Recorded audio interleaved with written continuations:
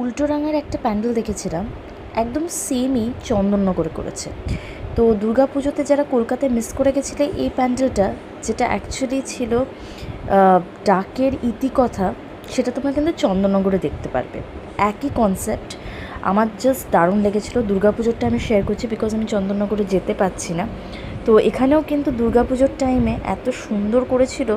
এটা উল্টোডাঙার একটা প্যান্ডেল, তোমরা দেখতেই পাচ্ছ। এটা একই রকম চন্দননগরে তোমরা এই থিমটা দেখতে পারবে। আর ওখানে তো জগদ্ধাত্রী মাকে এত সুন্দরভাবে সাজিয়েছে, অসাধারণ। আর এখানেও কিন্তু একদম সুন্দরভাবে করেছিল দুর্গাপুজোতে। আর একটা কথা যেটা বলে রাখি সেটা হচ্ছে যে তোমরা জানো যে ডাকের যে সাজ, ঠিক আছে, এখন অনেকটা মানে লুপ্ত হতে যায়, ঠিক আছে।